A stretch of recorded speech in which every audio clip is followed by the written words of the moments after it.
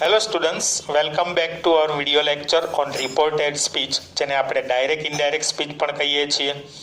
બધા રૂલ્સ આપણે જોઈ લીધા, જુદા જુદા પ્રકારની 5 વાક્ય રચનાઓ જોઈ લીધી. લાસ્ટ વિડિયો સેશનની અંદર આપણે 2 પેસેજ જોયેલા હતા અને એ પેસેજમાં કઈ જગ્યાએ ક્યાં શું ધ્યાન રાખવાનું છે એ પણ ચર્ચા કરેલી હતી. આજના વિડિયો લેક્ચરની અંદર આપણે એના સિવાયના વધારાના 2 પેસેજ છે એની પ્રેક્ટિસ કરીએ છીએ. એટલે કે તમને પેસેજ કરતી વખતે કઈ બાબતો ધ્યાનમાં રાખવાની, શું કરવાનું એ તમને ખ્યાલ આવી જાય અને તમે સારી રીતે તમારો પેસેજ જે છે એને ઇનડાયરેક્ટ સ્પીચની અંદર લખી શકો. તો અહીંયા આપણને એક ત્રીજો પેસેજ હવે આપેલો છે, જેમાં આપણને કોની વચ્ચે ટોક આપેલી છે પહેલા એ જોવાનું છે. તો એક આઈ આપેલું છે અને જ્યોર્જ આપેલું છે. તો એનો અર્થ એમ કે આઈ અને જ્યોર્જ વચ્ચે આપણને ટોક આપેલી છે. સાથે સાથે એના પછીના તમે વાક્યો જોશો તો એની અંદર આપણને બોલનાર કે સાંભળનાર કોઈ આપેલું નથી. તો ત્યાં આપણે વાક્યના ક્રમ સાથે અને વાક્યની જે કાંઈ રિધમ જે છે અથવા તો કોને બોલવા માગે છે, કોને કહેવા માગે છે, એના આધારે આપણે નક્કી કરવાનું કે આ વાક્ય આઈ બોલે છે કે જ્યોર્જ બોલે છે. પહેલું જ વાક્ય આપણને પ્રશ્નાર્થ આપેલું છે. આઈ જે છે એ પ્રશ્ન પૂછે છે અને કોને પ્રશ્ન પૂછે છે? તો જ્યોર્જને. તો એના ઉપરથી આપણે લઈ શકીએ, એના ઉપરથી આપણે જાણી શકીએ કે શું કહી શકાશે આપણને. તો આપણે આન્સર લખીએ તો એની અંદર આપણે શું ધ્યાન રાખવાનું છે? પ્રશ્નાર્થ વાક્ય રચના છે, આઈ છે એ પ્રશ્ન પૂછે છે અને સાંભળનાર જે છે એ જ્યોર્જ છે. તો શું આવશે? આઈ આસ્ક્ડ જ્યોર્જ. હવે ત્યાર પછી શું યાદ રાખવાનું છે? તો કે આપણને જે પ્રશ્નાર્થ વાક્ય રચના આપેલી છે એ સાદી પ્રશ્નાર્થ વાક્ય રચના નથી. WH થી પ્રશ્નાર્થ વાક્ય રચના આપેલી છે. તો આ હાવ જે છે એ જ પોતે સંયોજકનું કામ કરશે. એટલે બીજું આપણે શું લખશું? સંયોજક તરીકે હાવ લખશું. બરાબર. અને ત્યાર પછી આપણે બીજી વસ્તુ એ યાદ રાખવાની છે કે અંદર આપણને જે પ્રશ્નાર્થ વાક્ય રચના આપેલી છે એને વિધાન રચના કરવાની છે. એટલે શું થશે? You are. તો હવે યુ એટલે કોણ? જ્યોર્જ. તો એના માટે આપણે શું મૂકશું? હી. અને આર આપેલું છે તો એમિઝારનું આપણે શું કરશું? વોઝ. બરાબર જ. આટલું આપણું પહેલા વાક્ય જે છે એનો આપણે જવાબ આ રીતે ઇનડાયરેક્ટ સ્પીચમાં તૈયાર કરી લીધો. આઈ asked George how he was. ત્યાર પછી શું કહે છે? I am not in hilarious spirit, George said. Hilarious એટલે આનંદિત, spirit એટલે જુસ્સો. એમ બહુ મને જુસ્સો આનંદિત હોય એવું લાગતું નથી, એવું કહેવા માંગે છે. હવે અહીંયા પ્રશ્ન પૂછ્યો છે એનો આમ જોવો તો જ્યોર્જ જે છે એ આપણને જવાબ આપે છે. પ્રશ્નનો જવાબ આપે ત્યારે આપણે કીધેલું હતું કે રિપ્લાઇડ મૂકવાનું છે અથવા તો આન્સર્ડ મૂકવાનું છે. તો આપણે શું કરશું? જ્યોર્જને લેવાનું છે. તો જ્યોર્જ રિપ્લાઇડ મી. ત્યાર પછી તો જોવો તો વિધાન વાક્ય રચના જ આપેલી છે એટલે સંયોજક તરીકે આપણે શું લેશું? ધેટ લેશું. ત્યાર પછી આઈ આપેલું છે. આઈ એટલે કોણ? જ્યોર્જ. તો એના માટે સર્વનામમાં આપણે શું મૂકશું? હી. પછી એમ આપેલું છે તો એના માટે આપણે હોઝ મૂકશું. નકાર વાક્ય રચના છે પછી એમને જ લખવાનું થશે ઇન.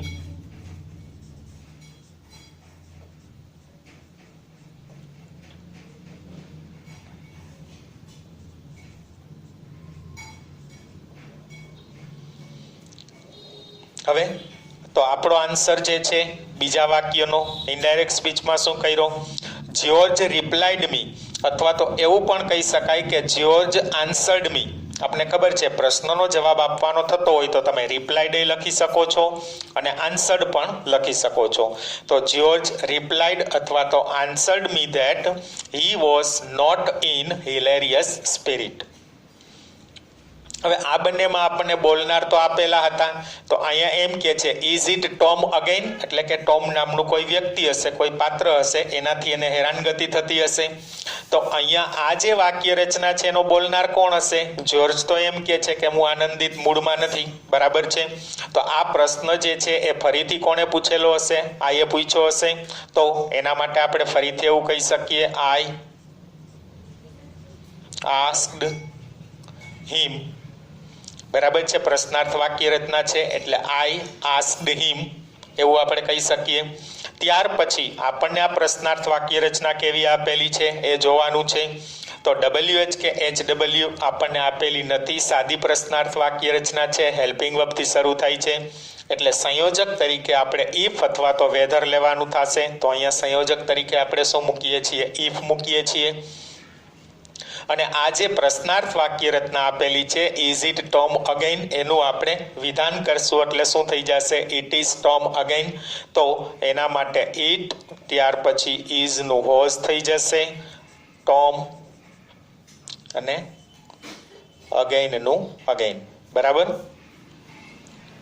તો આખો આન્સર આપણો શું તૈયાર થાય છે? I asked him if it was Tom again, એટલે કે ફરીથી તને ટોમ જે છે એને હેરાનગતિ કરી અથવા તો એ તને મુશ્કેલી કરે છે. તો ત્યાર પછી જવાબ આપે છે પાછો yes it is Tom again.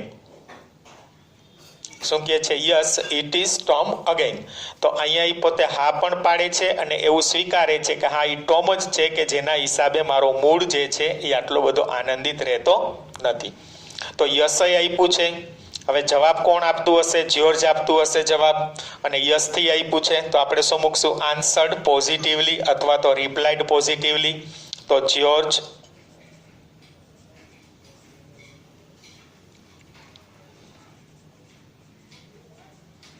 answered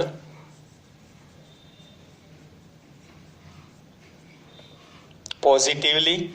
અને ત્યાર પછી પાછું વિધાન આપ્યું છે and added that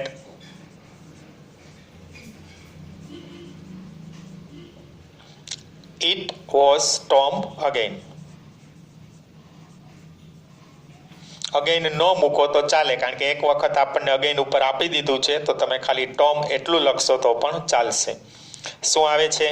તો કે George answered positively and added that it was Tom, બરાબર છે. એટલે અહીંયા સુધીની આપણી વાક્ય રચના થઈ ગઈ. હવે ત્યાર પછી આગળ કહે છે 2-3 વાક્યની અંદર આપણને આપેલું છે વાય ડોન્ટ યુ ફરગેટ હિમ, બરાબર છે. તો અહીંયા આમ જુઓ તો ક્વેશ્ચન માર્ક હોવો જોઈએ, બરાબર. વાય ડોન્ટ યુ ફરગેટ હિમ, તું શા માટે એમને ભૂલી નથી જતો? You have done everything for him, તે એના માટે બધું જ કરેલું છે. યુ મસ્ટ નો ધેટ, તને ખબર જ હોવી જોઈએ કે હી ઇઝ ક્વાઇટ હોપલેસ, એના ઉપર કાંઈ આશા રાખી શકાય તેમ નથી. એટલે કે આપણને ઉપયોગી થાય કે મદદરૂપ થાય એવા સ્વભાવનો એ વ્યક્તિ નથી. તો હવે આ રજૂઆત કોણે કરી હશે? આઈ જ કરેલી હશે. આઈ આવી ગયો, જ્યોર્જ આવી ગયો, ફરીથી આઈ આવી ગયું, અહીંયા જ્યોર્જ આવી ગયું. તો આ કોણે કીધેલું હશે? આઈ જ કીધેલું હશે. તો આઈ again asked him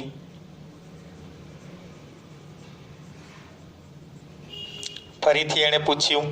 હવે અહીં જો વાય ડોન્ટ યુ ફરગેટ એવું આપણને કીધું છે તો વાય થી આપણે પ્રશ્નાર્થ વાક્ય રચના આપેલી છે એટલે WH કે HW થી પ્રશ્નાર્થ વાક્ય રચના થશે આપણી, બરાબર છે. અહીંયા આપણને WH કે HW થી પ્રશ્નાર્થ વાક્ય રચના આપેલી છે એટલે વાય છે એ સંયોજકનું કામ કરશે. હવે ડોન્ટ યુ ફરગેટ હિમ એનું વિધાન શું થશે? યુ ડોન્ટ ફરગેટ હિમ. હવે યુ એટલે કોણ? તો કે સાંભળનાર. સાંભળનાર કોણ છે? હિમ. તો એની આપણે કર્તા વિભક્તિ મૂકશું એટલે શું થઈ જશે? હી. હવે ડોન્ટ આપેલું છે, ડોન્ટ એટલે સાદો વર્તમાન કાળ. સાદા વર્તમાન કાળનો આપણે શું કરીએ છીએ? સાદો ભૂતકાળ એટલે ડીડન્ટ. અને ત્યાર પછી આપણને ક્રિયાપદમાં ફરગેટ આપ્યું છે, અહીંયા ડીડન્ટ કર્યું એટલે ફરગેટમાં કાંઈ ચેન્જ નથી કરવાનો. I again asked him why he didn't forget him.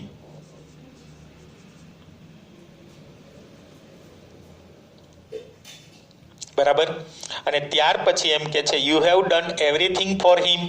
તો હજી એ વાક્ય આઈ જ બોલે છે તો અહીંયા સાથે જોઈન્ટ કરવું હોય તો એન્ડ થી કરી શકાય. And told him that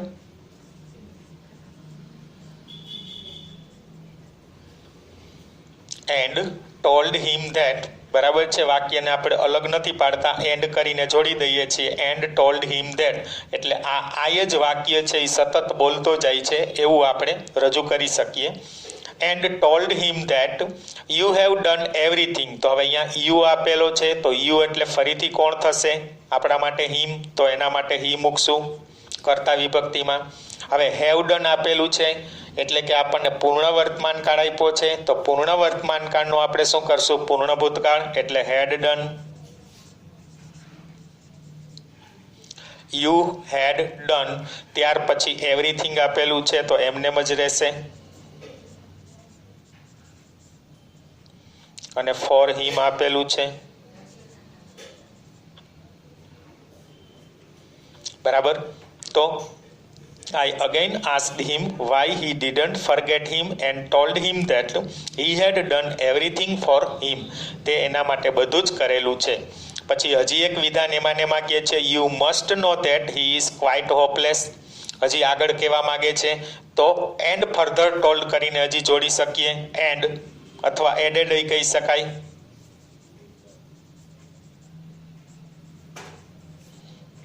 and further told that. બરાબર છે.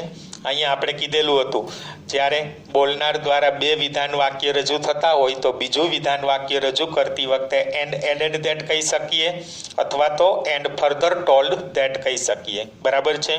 તો અહીંયાથી આપણે પાછું જોઈએ and further told that you must know. તો યુ એટલે હી આવશે આપણા માટે. બરાબર છે. પછી મસ્ટનું મસ્ટ જ રહેશે, એમાં કંઈ ચેન્જ નથી થતો. નોનું પણ નો જ રહેશે. બરાબર છે. He must know that. પછી આપણને હી આપેલું છે તો હીનું હી જ રહેશે, કારણ કે ત્રીજો પુરુષ છે. ત્રીજા પુરુષમાં આપણે કંઈ ચેન્જ કરતા નથી. અને ત્યાર પછી આપણને ઇઝ આપેલું છે તો ઇઝનું શું કરશું આપણે? હોઝ. અને ત્યાર પછી આવશે ક્વાઇટ. અને લાસ્ટમાં આપણને હોપલેસ આપેલું છે તો એ એમને એમ રહેશે. બરાબર. એટલે આપણો આખો આન્સર શું થઈ છે? અહીંયાથી થશે I again asked him why he didn't forget him and told him that he had done everything for him and further told that he must know that he was quite hopeless. બરાબર.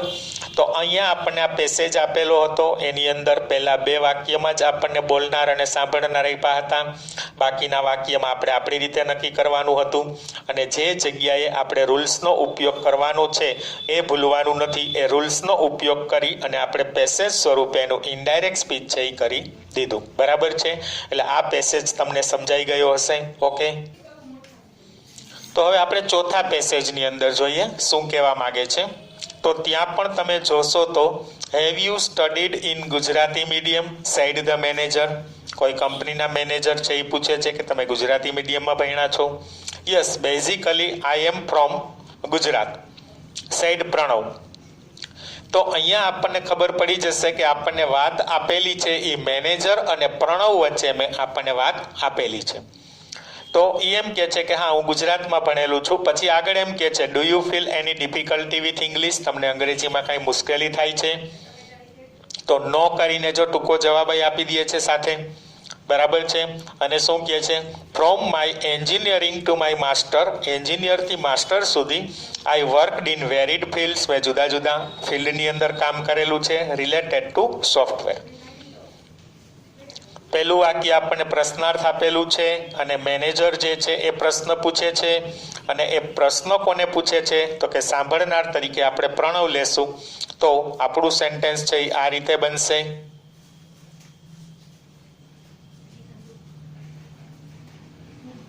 The manager asked. હવે સાંભળનાર કોણ લેશું આપણે? પ્રણવ. હવે શું જોવાનું છે આપણે? તો કે આપણને જે પ્રશ્નાર્થ વાક્ય રચના આપેલી છે એ WHKHW આપેલી નથી, પરંતુ આપણને સાદી પ્રશ્નાર્થ વાક્ય રચના આપેલી છે. તો એમાં આપણે સંયોજક તરીકે ઇફ અથવા તો વેધર લેવાનું થશે. તો ત્યાં આપણે સંયોજક તરીકે શું મૂકશું? ઇફ. હવે એ ઉપરાંત આપણને જે પ્રશ્નાર્થ વાક્ય રચના આપેલી છે એ પ્રશ્નાર્થ વાક્ય રચનાને આપણે વિધાન પણ બનાવવાની છે. તો હેવ યુ સ્ટડીડ જે આપ્યું છે એનું શું થશે? You have studied. તો યુ એટલે કોણ થશે? આપણા માટે પ્રણવ. તો સર્વનામમાં શું મૂકશું? હી. હવે હેવ સ્ટડીડ એટલે આપણો કયો કાળ થાય છે? હેવ સ્ટડીડ એટલે આપણો પૂર્ણ વર્તમાન કાળ થશે. તો પૂર્ણ વર્તમાન કાળનું આપણે પૂર્ણ ભૂતકાળ કરશું. તો હેડ સ્ટડીડ થઈ જશે. અને ત્યાર પછી આપણને ઇન ગુજરાતી મીડિયમ આપેલું છે એ એમને પાછળ લખી નાખશું.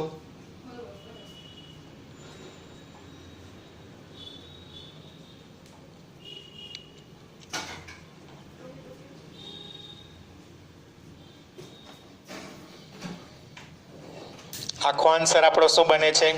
The manager asked Pranav if he had studied in Gujarati medium.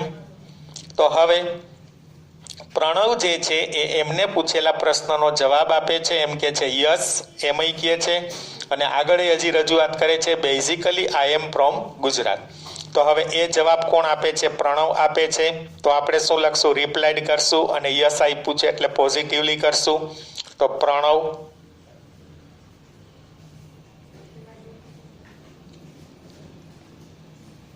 replied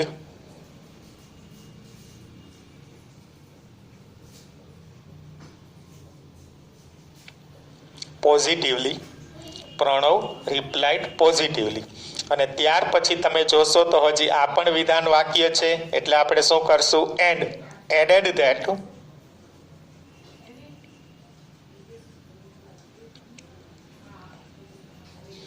basically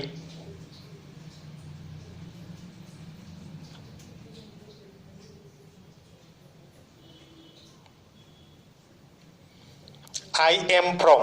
હવે આઈ એટલે કોણ થશે? પ્રણવ. બરાબર છે. તો પ્રણવ માટે આપણે શેનો ઉપયોગ કરશું? હીનો. ત્યાર પછી એમ આપેલું છે તો એમનું શું થઈ જશે? વોઝ. He was. પછી શું મૂકશું? ફ્રોમ અને ગુજરાત. ક્લિયર? તો આપણો બીજો આન્સર શું થયો તૈયાર? તો Pranab replied positively and added that basically he was from Gujarat. પછી આગળ કહે છે do you feel any difficulty with English? હવે પહેલું વાક્ય મેનેજર બોલે છે, બીજું વાક્ય પ્રણવ બોલે છે. તો સ્વાભાવિક છે ત્રીજું વાક્ય છે એ પણ કોણ બોલતું હશે? મેનેજર. પણ એ પ્રશ્ન પૂછે છે આપણને તો આપણે શું મૂકશું? The manager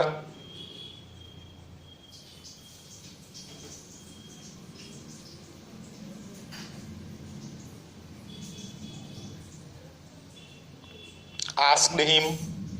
The manager asked him. હવે તમે પ્રશ્નાર્થ વાક્ય રચના જોવો જોઈએ. કેવી પ્રશ્નાર્થ આપેલી છે? સાદી પ્રશ્નાર્થ છે કે WHKHW? તો સાદી પ્રશ્નાર્થ વાક્ય રચના છે. તો સંયોજક તરીકે આપણે શું લેશું? ઇફ લેશું. If.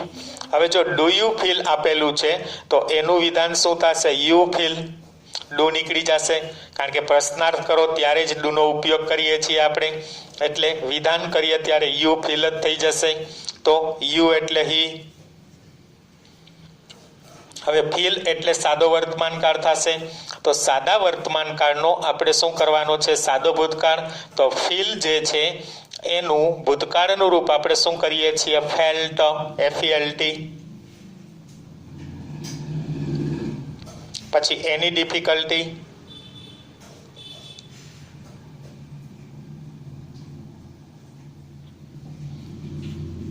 With English.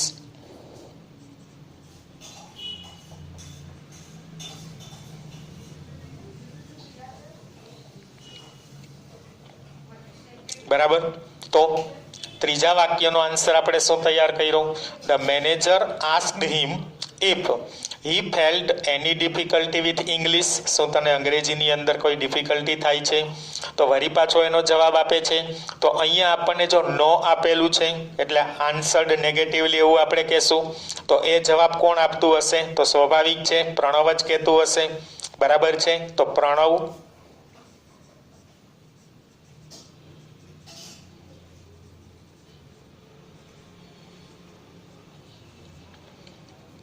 Answered.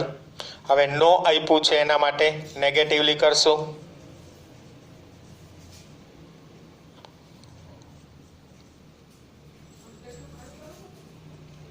Pranab answered negatively. અને હજી એમાં વિધાન આપેલું છે તો એડેડ ધેટ કહી શકાય, અથવા તો બીજું શું કહી શકાય, further told.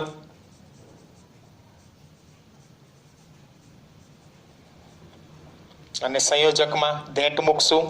And further told that, અને એણે આગળ કહ્યું કે શું કહે છે, ફ્રોમ માય એન્જિનિયરિંગ. તો ફ્રોમ. હવે પાછું અહીંયા માય શબ્દ આપેલું છે. માય એટલે પ્રથમ પુરુષ સંબંધક વિભક્તિ. તો આપણે બોલનાર અને સંબંધક વિભક્તિ મૂકવાની થશે. તો આપણા માટે પ્રણવ બોલનાર છે તો હીઝ આવી જશે. અને ત્યાર પછી એન્જિનિયરિંગ કે છે.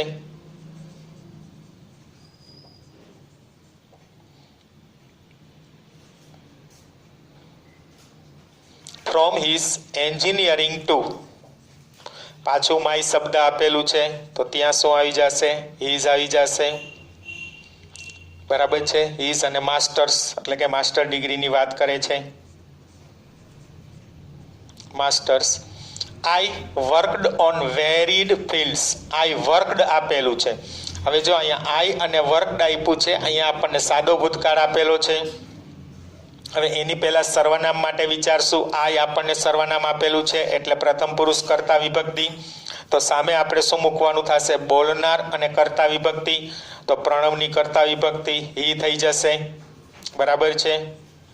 અને વર્કડ આપેલું છે. વર્કડ એટલે સાદો ભૂતકાળ, એનો આપણે પૂર્ણ ભૂતકાળ કરવાનો છે એટલે શું થઈ જશે, હેડ વર્કડ આવી જશે.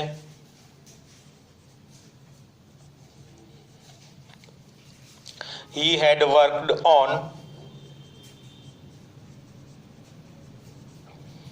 varied fields related to